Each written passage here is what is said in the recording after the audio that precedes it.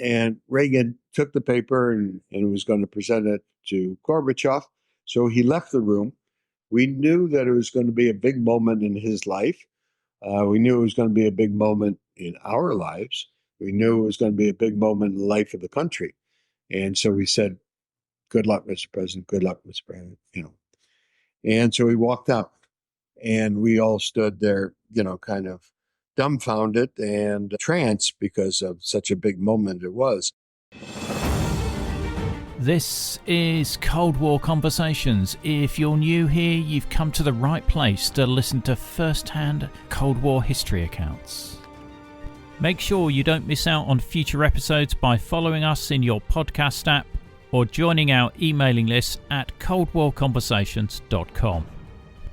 This episode is brought to you by the CNN original series Secrets and Spies, a nuclear game, which premieres on the 2nd of June 2024. The series tracks the spies operating behind the scenes in the 1980s as the Cold War brings two superpowers to the brink of nuclear war. Make sure you check out the links in the episode information.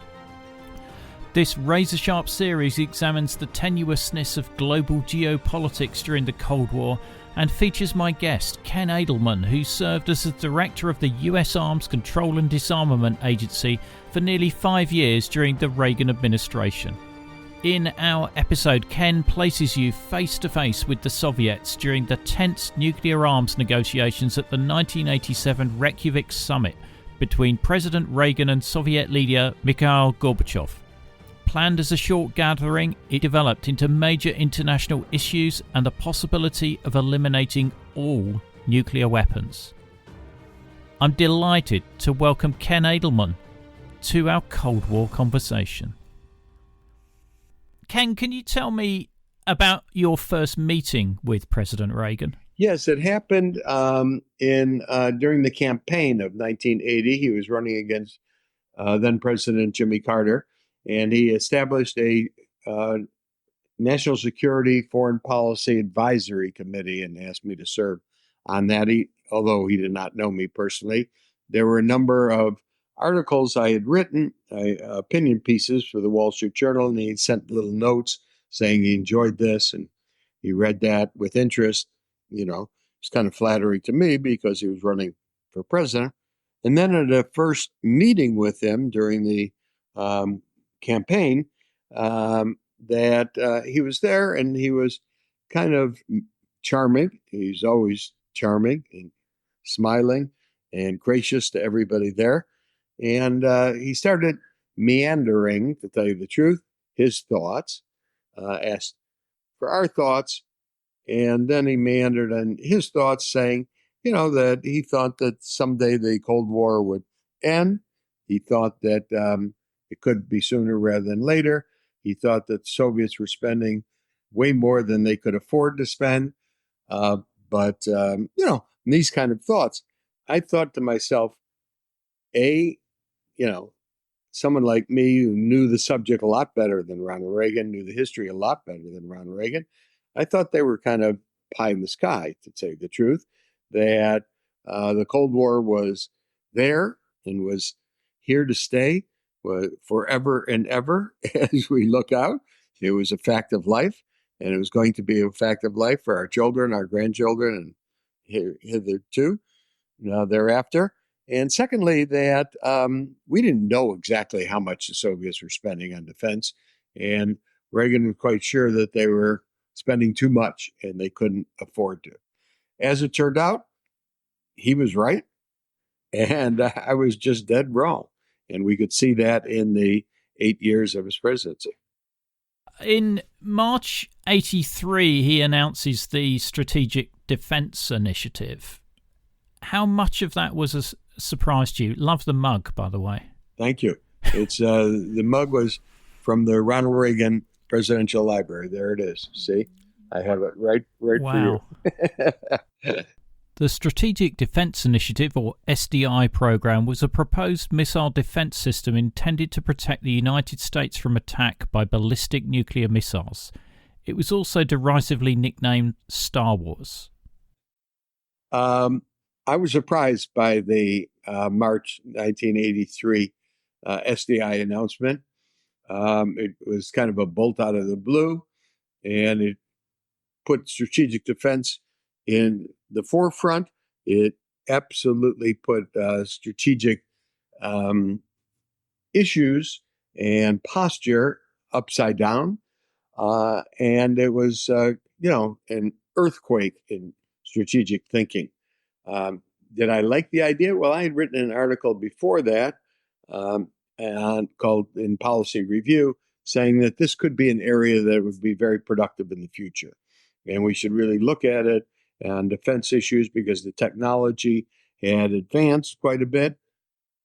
And because it made a lot of sense to defend the country rather than threaten the other side. So I welcomed it, but I was shocked by it.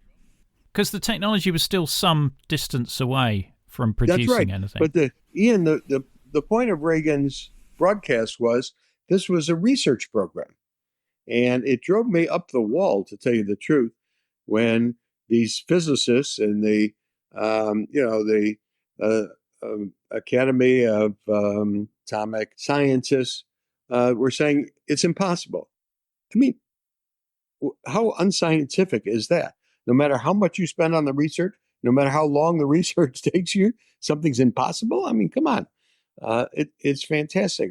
Right now, I have this little device that I have in my pocket that tells me the temperature, tells me the distance, everything, makes phone calls. I can text somebody in Turkey, and that seemed impossible at the time. And I can even do it on my wrist, all those things. So for these scientists, to say it was impossible, to me, was ridiculous, was foolish. What was the call like when you get offered the role of director of U.S. Arms Control and Disarmament Agency? Well, it came out then another bolt out of the blue, to tell you the truth. I was very happy at the United Nations. Our kids were in school up there, and we had a nice apartment. We just had a really wonderful time there. I had a wonderful boss, Gene Kirkpatrick, who was the top ambassador, and I was number 2. And all of a sudden, I was out to breakfast one time with somebody, and I get 3 calls from the National Security Advisor in the White House, Bill Clark. And before that time, I never got a call from Bill Clark. I don't think, maybe one. And so I call him back, and he says, "Ken, I want to talk to you about the arms control job." I said, "Well, Bill, I was offered the number 2 job, in that years ago, and I really didn't want it." He said, "Well, I'm not talking about number 2. Talk about number 1. I said, "Well, what happened to the number 1, Gene Rostow?" "Well, the president wants to make a switch." And I said, "Well, I'm happy here." And then Bill Clark says, "Ken, the question before you is not whether you'd like to take this job or not, but whether you will take this job or not. The president wants you to take it." And I said, "Well, if that's the question, the answer is then going to be obviously yes." And he says, "One other question. Is there anything in your background that would cause the president embarrassment?" And I said, "No." He says, "Think about it more. Is there anything?" I said, "No, there's really nothing." He says, "Okay, the announcement will be made in 1 hour at the White House briefing." So I hadn't told my wife. I hadn't told my boss. I hadn't, told anybody. My wife was very nice about it and adjusted well to the change in life, which it was a big adjustment. But Gene Kirkpatrick was ticked off at me for not giving her notice, but I had no notice. But I took it, and it was a wonderful, wonderful job. I was just lucky to have the job. When you step into a role like that, I mean, do you get given much intelligence as to what the picture is in the Soviet Union? Yes, but the intelligence may not be all that accurate. I had intelligence briefings up at the UN. I was in charge of Committee 3 on arms control and military items at the United Nations. I was interested in it. I could get any briefings I wanted to up there. And so, I knew as much about what the CIA in particular knew as I did at Arms Control Director. CIA and the intelligence community was very good at telling us about weapon system, where the SS-18 was, or where the SS-19 was, their development in it, their testing in it. It was not good at telling us overall what the Soviets were spending on defense. It was not good on telling us what the Soviets intended at some place. And part of it is the CIA is asked to read the mind of someone who hasn't made up their mind yet. And that we could see at the Reykjavik Summit that Gorbachev didn't know what he was going to do there. So how was the CIA supposed to tell us what Gorbachev was supposed to do there? And so it was, the intelligence was, uncertain. I remember I was assistant to the Secretary of Defense, Donald Rumsfeld, in the 1975-76. I remember he and George Herbert Walker Bush, who was director of the CIA, had a drag-out fight about Soviet defense spending. And it was, the two of them went at it. Rumsfeld's view was the Soviet were spending, I think it was 7 to 9% of their GDP on defense. Bush's view was that it was 5 to 7%. Those kind of numbers. When Gorbachev opened up the books in the Soviet Union, we learned that they were spending 20%. So, this ferocious argument about, the difference in single digits was nothing like what the Soviets were spending. During this period, the British are supplying information to the CIA via their unique source in the Soviet embassy in London, KGB Colonel Oleg Gordievsky. This is brilliantly covered in the new CNN and BBC docudrama Secrets and Spies, A Nuclear Game. Follow the links in the episode information. Can you remember where you were when you heard that the Korean airliner was shot down in September of 1983? Yes, I was, in my office doing the arms control, looking at the negotiations in Geneva. And 1983 was a very tense year. For more information on 1983, do check out our episode 316, 1983, the year the Cold War almost turned hot. There's a link in the episode information. And it was a tense year because of the SDI speech, because of the Evil Empire speech, because of the Korean airline, and most of all, because of the deployment of missiles in Europe, which was just such a gigantic issue. And the Korean airline just seemed like another terrible episode of the Evil Empire of the Soviet Union. And Ronald Reagan, it was in August, was out at his ranch, which he was every August, and flew back to Washington and, just laid it on how barbaric it was, how absolutely gruesome it was, how uncivilized it was, and, poured it on in the most vitriolic manner he knew how. But the interesting thing, Ian, was he didn't call off the arms control talks, okay? And he wanted us to go ahead.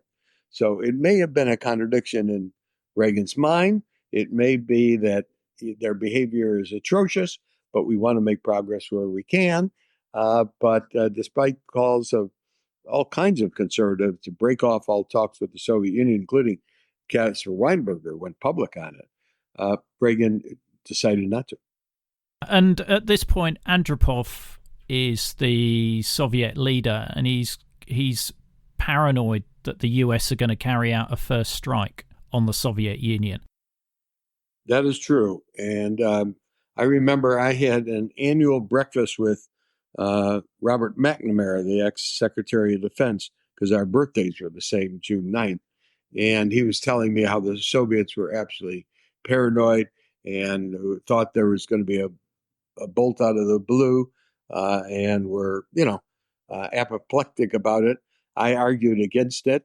And my argument was, and I think it was a decent argument, although overall I was probably wrong, that my argument was they have 80 to 90% of their strategic bombers lined up on their airfields.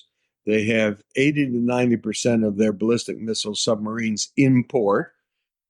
You wouldn't do that if you expected a bolt out of the blue. You would disperse your forces and not just leave them there very vulnerable. Why do I think I may have been wrong? Because there was Able Archer exercise in 1983 that was in November, and I think it did scare the wits out of the Soviet Union because there was a mock-up of what a bolt out of the blue would look like in the guise of a military exercise that they could start a aggressive move against the Soviet Union. So there's an awareness in some areas of the US of the paranoia within the Soviet Union in June of 83. There's an awareness, and especially that it increases in November of 83. But I don't think an awareness of how great it was, Ian. I think that even though we were aware, we were not earth-shatteringly aware as we should have been. Okay. And when did you get to learn of the impact of Able Archer on the Soviets? In the 90s, when the documents were declassified, because I was in government in 83 until 87, but there was really not a look back at Able Archer and the Soviet reaction to Able Archer until the 90s. A group called PIFIAB, the President's Commission on Intelligence, really did a wonderful examination and looking at sources. And it convinced me, anyway, that they were a lot more worried about a bolt out of the blue, a strike from the United States than I ever expected. I mean, what is it like working with President Reagan? I was very lucky, Ian, okay? Ronald Reagan was very focused on what he cared about and not on what he didn't care about. It was kind of a actor's mentality that when the film was ongoing, he would be all there and consumed by something. And when he wasn't, he would just lay back and enjoy things. The things he really cared about was arms control. He really cared about cutting taxes and deregulating the economy. But aside from that, he didn't care all that much. He cared about, restoring America's confidence and reinforcing its values. But the fact is that, people would come to him and when he was off, nothing much was happening. He would get into the office kind of late. They would have lunch. He'd work out in the afternoon. He'd be back to Nancy for dinner at 5:00. And somebody once said to him, one of the members of the press, Mr. President, hard work never killed anybody. And he says, I know, but why take a chance? And at Reykjavik, where the book right in back of you, Ian, Reagan at Reykjavik, there was 10 and a half hours of conversation between him and Gorbachev over 2 days' time, without notes, without really any memos guiding him, without anybody else much talking. And he was engaged and he was all in, and it was an amazing performance. So when he had to produce, he really did produce. But like I say, I was lucky. He cared about this subject.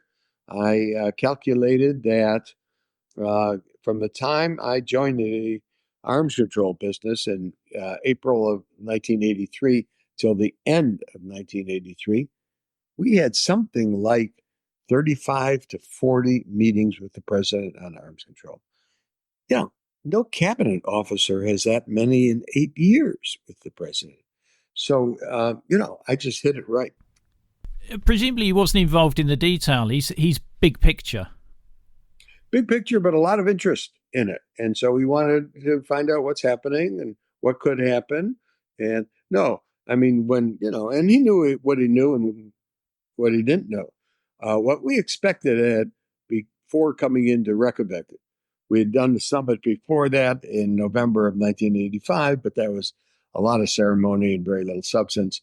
In Reykjavik, there was no ceremony and all substance.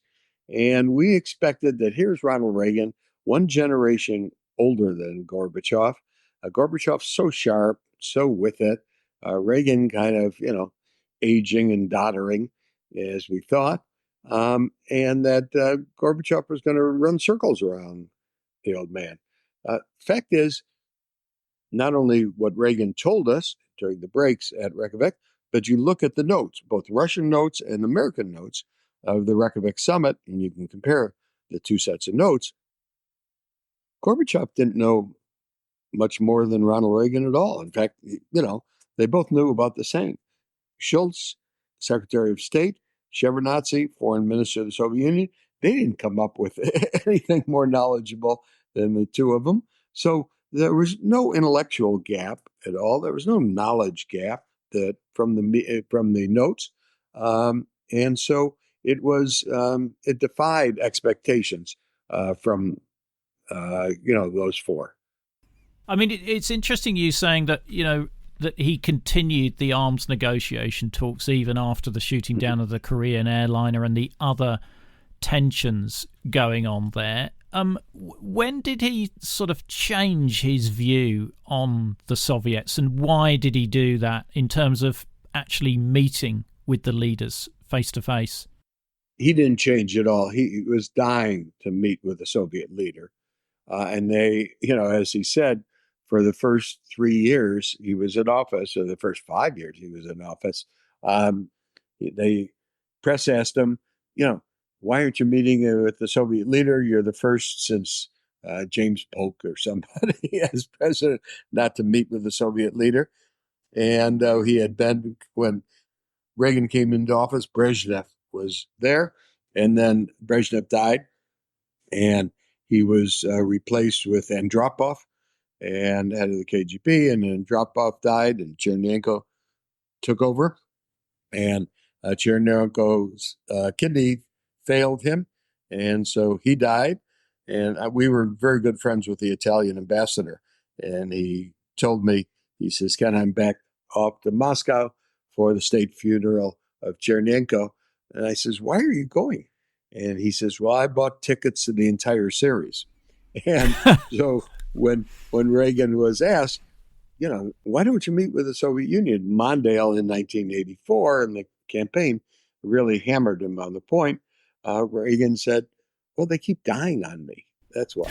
But Reagan thought of himself as a great negotiator. Okay. He was in the Screen Actors Guild, in charge of it. And he would regale us in private with stories, including urinal diplomacy, where he was tied up in negotiations. They were locked in. He went to the men's room. His opponent went to the men's room. They were at the urinal. Reagan would turn to him and say, I'm going to offer this. You can counter with this. I'll counter with you with this. And then we'll end up with this. And after hands were washed and they returned to the table, he would tell us, it happened just like that, and everything was solved. So, I mean, he thought of himself as a great negotiator. And, when you read what happened and you see, as I was lucky enough to do, what happened at Reykjavik, you realize somehow, in some way, mysterious as it could be, he was a great negotiator. I counted the times that Gorbachev said in the 10.5 hours, I'm making all the concessions, Mr. President. You haven't given me anything. And every time Gorbachev says that, Reagan does what? He says nothing. He's probably sitting there saying, sounds good to me. What's there not to like about that? And Gorbachev, even in the flight, and we have notes from the flight from Reykjavik back to Moscow, he is telling the staff, Reagan gave us nothing. I made concessions, but Reagan, I don't know why he would tell the staff, but he did tell the staff, and they probably sat around saying, well, who's the dummy here, But Reagan, the point is, Ian, that Reagan thought of himself as a great negotiator. The ultimate negotiation is as American president negotiating with the General Secretary of the Soviet Union. That's the epitome of negotiations. So Reagan wanted to go to the top of the mountain and negotiate with the Soviet leader. I guess it's a little bit contradictory wanting to meet the Soviet leader and saying that their ideology is going to end up on the ash heap of history and that they're the evil empire, though. I don't see the contradiction there. And what was amazing about Reykjavik was, especially on Sunday, October 12th, 1986, Gorbachev brings up bigger issues than SDI, the ABM Treaty, and arms control. And he starts talking about the societies. And I'm telling you, Reagan just says directly to him how superior freedom is and how much he values freedom. And he says to Gorbachev at one point, I have all this opposition at home. When people oppose you, they end up in jail. and, Gorbachev is complaining about labor leaders being allowed into from the United States, allowed into Russia, but labor leaders, Soviet labor leaders, aren't given the same courtesy in the United States. And Reagan says, well, because your labor leaders don't represent labor. They're government employees, the government. And then they have a big argument where Gorbachev just lies about it. Reagan says, when communists take over a country, they shut down all political parties. In my country, you can vote for the Communist Party. We have a Communist Party. We've always had it. Since 1917, we've had a Communist Party. They can talk. They can take ads. They can try to get votes. And Gorbachev said, oh, no, we don't shut down other parties besides the Communist Party. And Reagan says, oh, yes, you do. And he's, of course, absolutely right. So the point is that Reagan is intent on teaching him, on telling him how important freedom is, how brutal his Gorbachev system is. And finally, Gorbachev raises the white flag and says, let's change topics. He doesn't want to talk about him. And your book, Reagan at Reykjavik, gives a huge amount of detail as to how those negotiations and how that summit went. I think there's some fascinating detail in there. I think one of the ones that stood out for me is you describe a haunting scene, or your most vivid image of the summit, of a Soviet and a US officer. Yes, that was the most haunting scene. It was in the Hofty House, which is a very small house in the outskirts of Reykjavik, where the meeting took place. And starting on October 11th, 1986, at 10 o'clock in the morning, and Gorbachev and Reagan talk a little bit at the front door, and then go take seats by the window for a photo op, and then proceed to the conference room, which is very, very small. And outside of the conference room is a Soviet officer holding a briefcase, an American officer holding a briefcase, just feet apart from one another.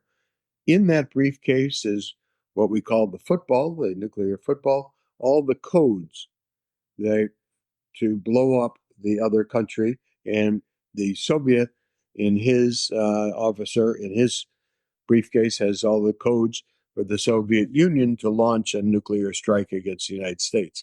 And there they stood, not looking at each other, but just feet apart for the rest of the day, that October 11th and October 12th. And to me, they're holding the nuclear keys while the two leaders are talking about nuclear issues just on the other side of the door. It was a haunting image, and one that I'll never forget. I mean, there's a couple of other scenes that stood out for me. There was one with the basement of the Hofty House, where there's KGB and CIA communication staff virtually sitting next to each other, but there's a challenge over who's going to share or who's going to use the largest toilet down there. That's right. They had two toilets.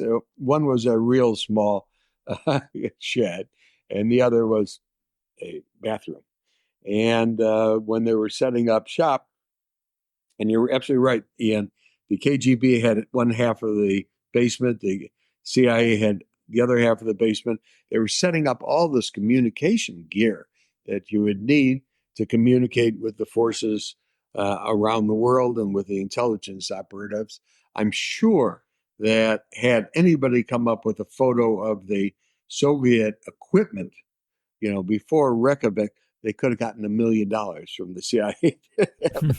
And then the CIA officers are looking across, and they could see all the equipment and presumably to take pictures of what it was.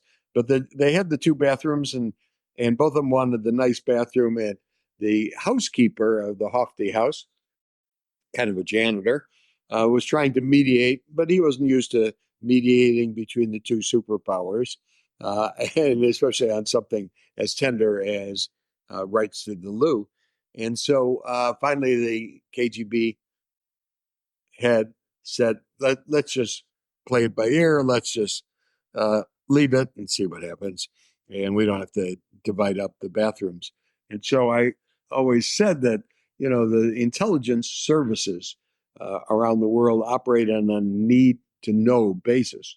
The 2 main intelligence services at that time operated for that weekend on a need-to-go basis.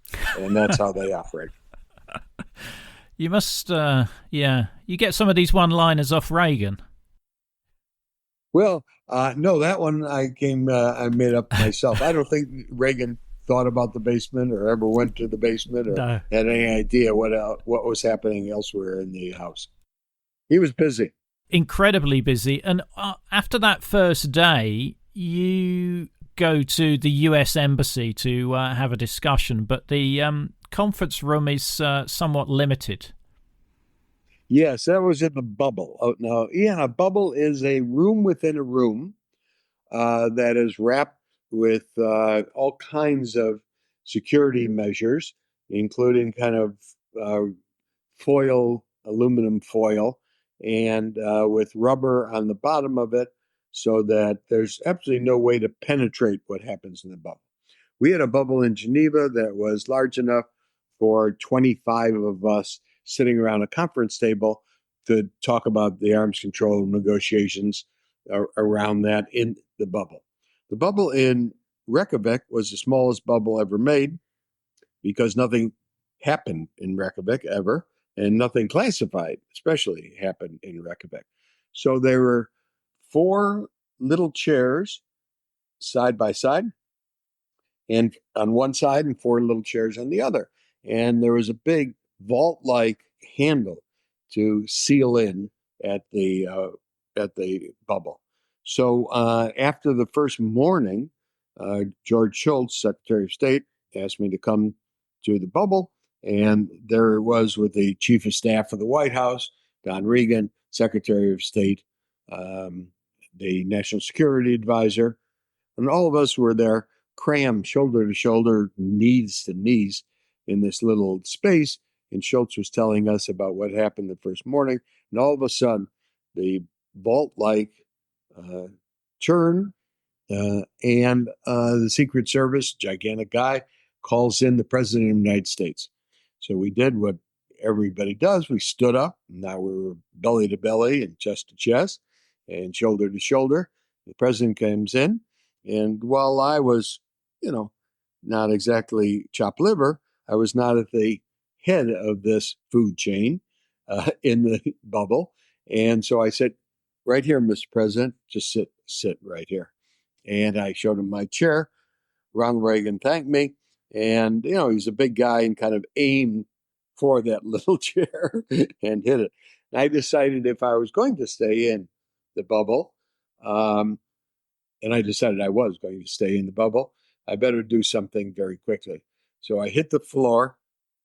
That's where I stayed for the next 40 minutes. Well, thank God the Secret Service used the vault-like closing of the door to lock us all in and talk about Reagan's view of what happened that first morning as I was gently resting against the presidential knees. Great story. Great story. I mean, over those days, the negotiations go to and fro. But what's different from previous negotiations, from what I understand, is the Soviets have brought along their chief of the general staff, Akramayev, who appears to be much more pragmatic than previous negotiators. Can you tell me about him? Yes, we were, Ian, It was suggested, I suggested it actually, but it was suggested to Reagan during the afternoon of Saturday, October 11th, that maybe we should have a experts meeting that night in the Hofty House.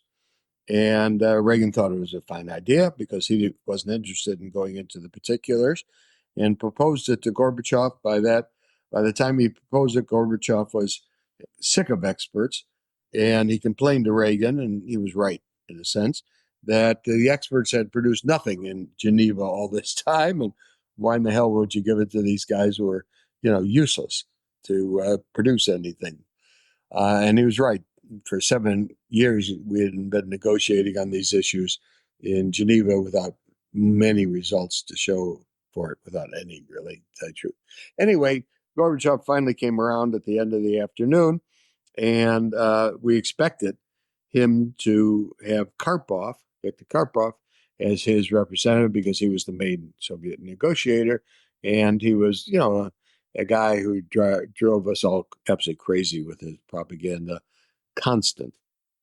We got to the Hofty House at 8 o'clock, and there was Marshal, 5-star General Marshal Akramayov, who had served nobly in World War II, starting when he was 18 years old.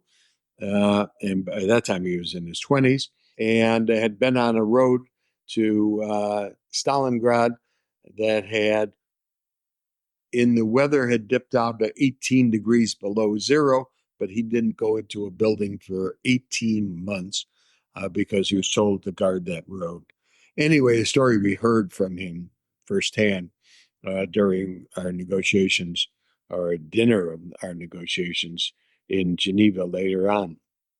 But anyway, we walk in, and there's Akramayov in charge of, the 3 million people under arms in the Soviet Union, far more powerful than the American Joint Chiefs of Staff. And we sit there, probably 6 of us on our side of the table, 6 of them at their side of the table, and Akramayov is in the middle.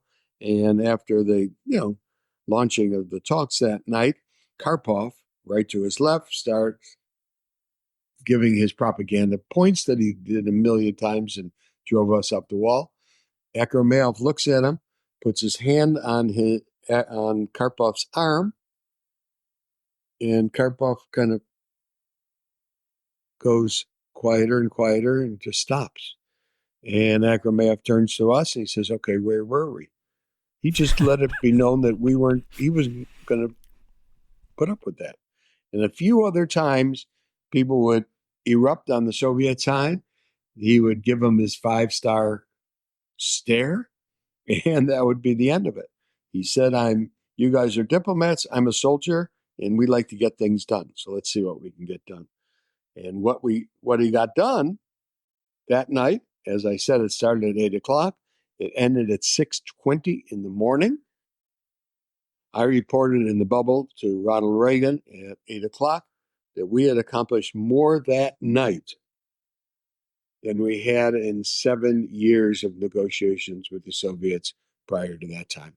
And it was largely because, yes, Gorbachev was more flexible. He was worried stiff that the spending on Soviet arms were way out of bounds, just what Reagan told us in his meandering talk before being elected, and that Akramayov just wanted to get things done and was willing to cut the strategic arms by 50% down to equal levels, and to have the Euro missiles, the INF, intermediate nuclear forces, come to conclusion in Europe and Asia. Incredible movement there from previous Soviet positions. I mean, you have another great scene in I think in this section of the book where you've got a brand new photocopier to assist the copying of documents. Yeah, could you just tell us that story? This was at about 6:10 in the morning. I don't know about you, Ian, but I had never done an all-nighter at college, so this was kind of new for me. And so we were kind of ragged by that time. And we had, like I said, made more progress in the arms control for that one night than we had for 7 years, due to Gorbachev's flexibility, due to Akramayov wanting to get things done. And we decided, and it was a smart decision, that we should codify what we had accomplished, the numbers of the systems that we had agreed upon overnight, to give us 50% cuts down to equal levels. Otherwise, people like Karpov could just lie about what happened that night. And as long as we had Akramayov in the room, we could get it right and get it down on paper. So we put this down on paper. In the corner was a copying machine that was of Danish use, a Danish manufacturer or something like that. Could have been Norwegian. So, someone went over there, tried to turn it on. It went on, the lights went on. I tried to see how you made copies of it.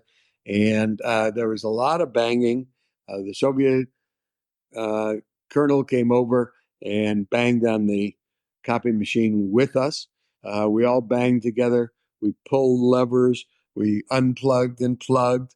There was the two superpower representatives cooperating on a joint mission, getting this goddamn thing going.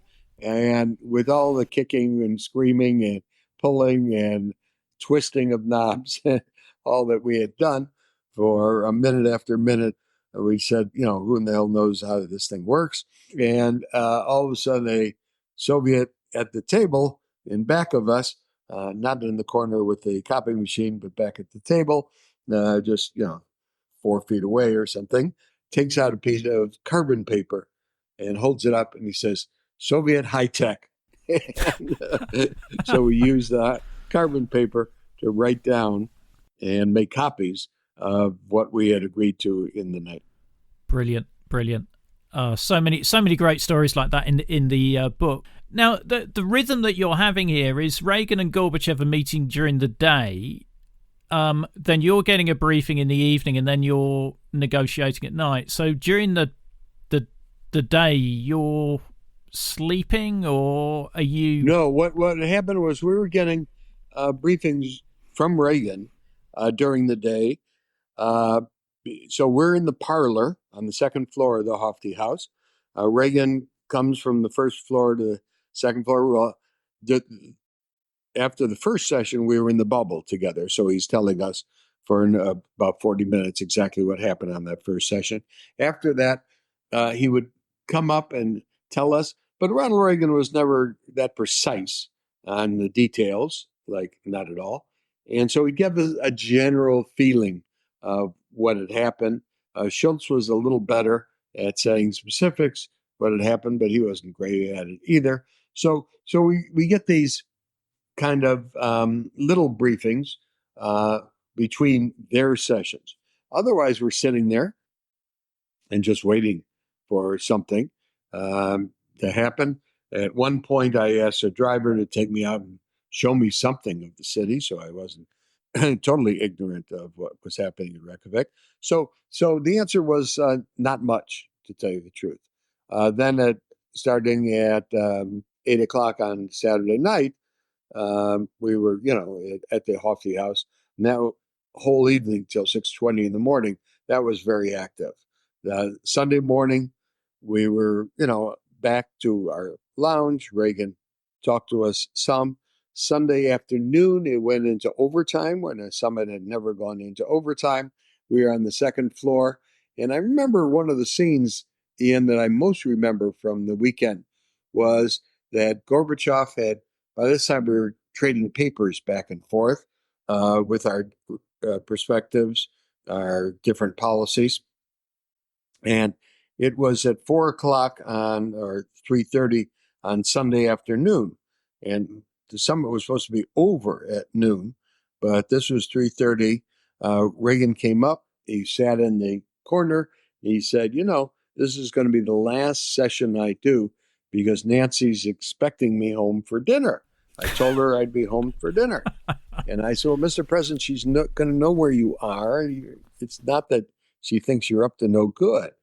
And he didn't enjoy my remark very much. And he says, I know, but I promised her I'd be home for dinner. Anyway, we had the paper that was revised, basically to keep our position pretty much the same, but in a style and using some language that the Soviet paper contained. So it seemed like more of a compromise than it actually was. And Reagan took the paper and understood it and was going to present it to Gorbachev. So he left the room. We knew that it was going to be a big moment in his life. We knew it was going to be a big moment in our lives. We knew it was going to be a big moment in the life of the country. And so we said, good luck, Mr. President. Good luck, Mr. President. And so he walked out, and we all stood there, kind of dumbfounded and in a trance because of such a big moment it was. About 20, 30 seconds later, the door opens, Ronald Reagan's bouncing back in. And I'm wondering, what is this? We're standing in a circle. He's holding the paper. And he says, guys, I just want to make sure that what we have here is good for America. George, you think it's good for America? And he went around kind of, Ken, you think, Richard, you think, Don, you think it's good for America? Kind of went around polling us. So it wasn't a group think, it was individual responsibility. It was amazing because at that time, the emotions can get so raging hormones, that it was, you want to go for a deal instead of stopping and thinking, is this really good for America? So in the 40 years it's been almost since that time, I thought back on it, that what a wonderful leadership lesson there was from Ronald Reagan at that point. And I admired it so much, especially in retrospect, that he would stop, pause, reflect, and check everybody out so that we weren't going to get all carried away by our emotions. And the deal that's on the paper is the 50% reduction, or is it the complete abolition? It's the 50% reduction, but it's also what you do about the ABM Treaty and SDI. Right. We wanted to experiment and do the research for SDI. Gorbachev, from the first moment, said that SDI should be confined to the laboratories. Which was, we thought, a death knell to SDI. I told the president at one point that we would never get in a car, or especially an airplane, that had been confined to the laboratory. No one would certify, an airplane that had been designed in the laboratory and confined to the laboratory. And I said an SDI is a lot more complicated than an airplane or a car. And so it was a way to kill SDI. And later on, in later years, Gorbachev admitted as much. Because the deal they were talking about, though, was a complete abolition at one point. That was at one point. They got carried away. Both of them were anti-nuclear in a way that surprised me, because I really, having worked on nuclear weapons with Ronald Reagan for, at that point, 3.5 years, I had no idea of how pronounced his anti-nuclear stance was, how vigorously he opposed nuclear weapons. He hid that from us, and it came gushing out at Reykjavik. I knew that Gorbachev thought there were way too many nuclear weapons and way too much danger in the world. And he was right about that. And that the two of them then talked for a few minutes about abolishing nuclear weapons.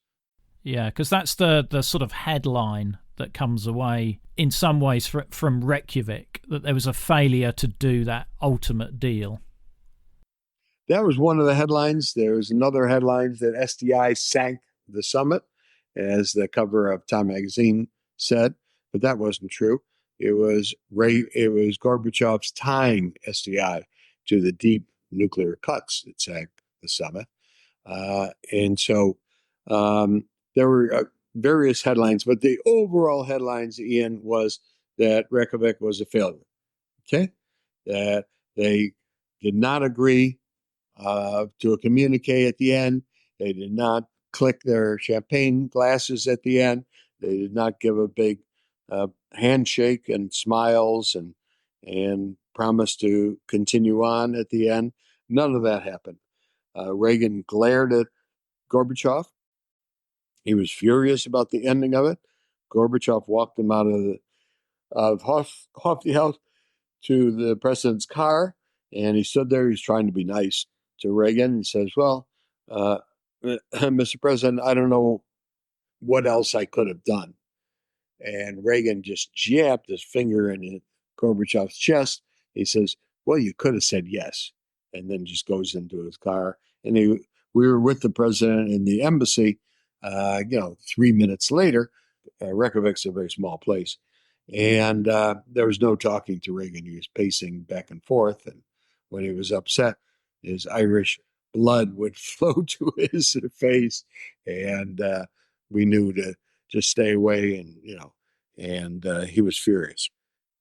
I mean, how did the rest of the team feel about what had gone on, aside from Reagan? I felt, and I said it on national television. I was interviewed at the Holt Hotel, and by Peter Jennings of ABC News, and I said I thought Reykjavik was a success. That they had the reductions down to 50%.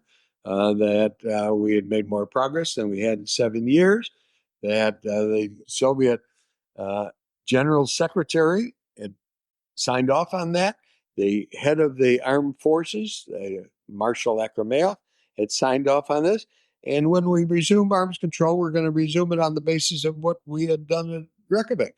And Peter Jennings said, and it was absolutely right. Well, you don't have an agreement. You don't know if it's going to be back on the arms talks. SCI seems to have blocked all this. And I said, yeah, that's for now. SCI is blocking all that. But, that's not to say it's going to be blocked forever. I don't believe it is. I think that we can lock in what we have achieved at Reykjavik. And, other people in the delegation, to tell you the truth, disagreed with me. Don Reagan, chief of staff of the White House, said he didn't think that Gorbachev and Reagan were ever going to meet again, and that the Soviets could go screw themselves as far as he was concerned. But I was optimistic and about it, and within 2 months, 3 months, the Soviets were back at the negotiating table on the basis of what we had done at Reykjavik, leaving aside SDI, and we worked our tails off for the rest of that so that we came up to a summit in December of 1987, where Gorbachev came to Washington, signed the INF treaty, and on the basis of the numbers at Reykjavik, started a decline in the nuclear totals, so that today the U.S. nuclear arsenal, is probably 25% what it was at Reykjavik. The Russian arsenal, total nuclear strategic weapons, is probably 20% of what Akrameyev controlled at Reykjavik. So there's been a 75 to 80% decline in these most threatening nuclear weapons since Reykjavik, and I like to think because of Reykjavik. Yeah, I mean, if Reagan had come back with the abolition of strategic nuclear weapons, do you think he would have been able to get that deal through Congress? No, I don't. It was, nice vision. People who say that they're for a nuclear-free world, I wish them well.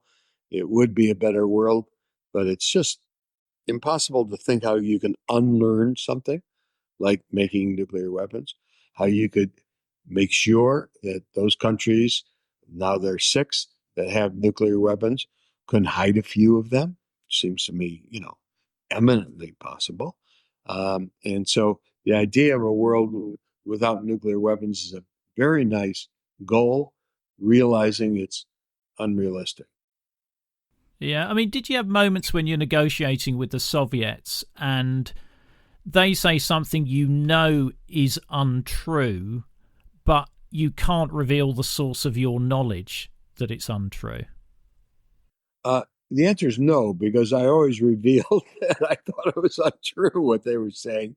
I went into whenever I was dealing with the Soviets, thinking to myself, if it was up to this guy, I'd be in the gulag right now. So I wasn't there to make friends. I have enough friends in life. Thank you very much. I wasn't enough there to please them. I wasn't interested in pleasing them at all.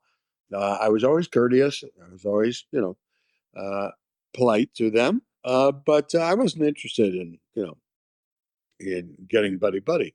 So when they said something that was ridiculous, I told them that's ridiculous. You don't know what you're talking about. I didn't have to give them a counter or anything like that.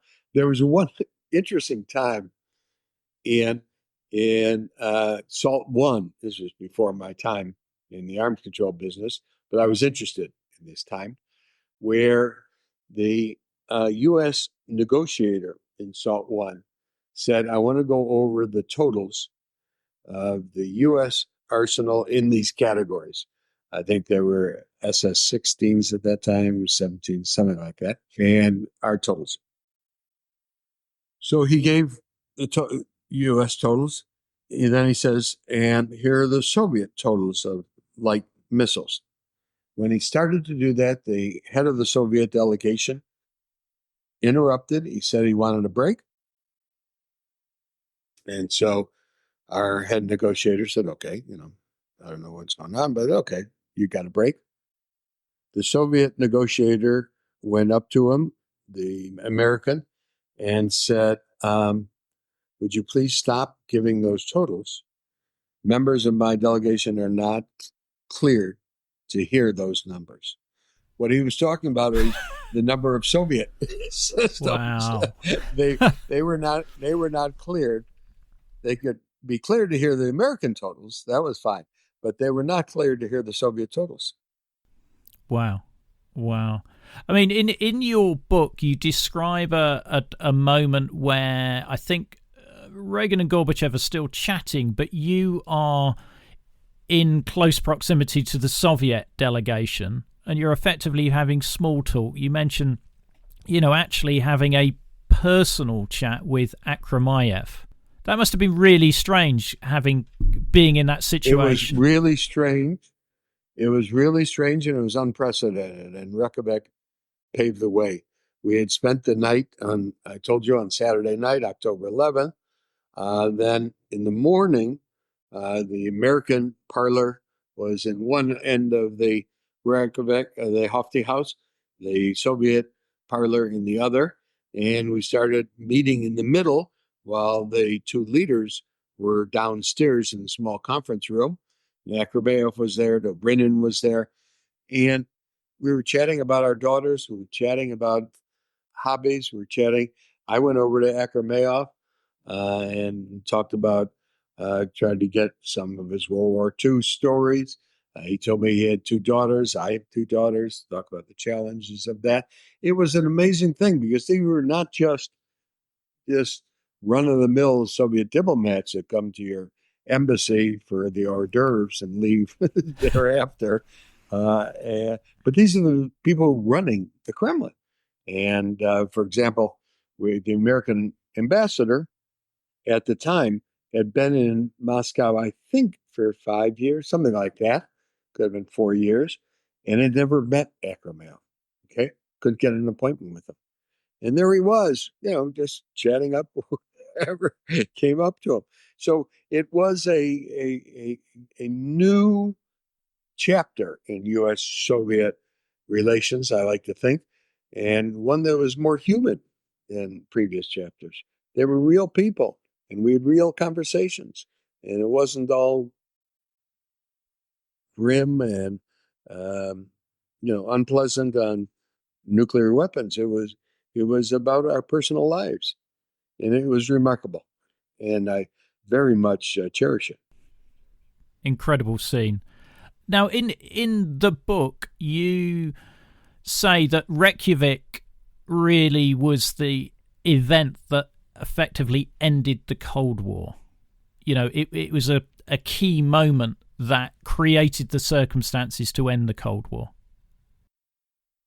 I believe that. Other people don't, but I believe that.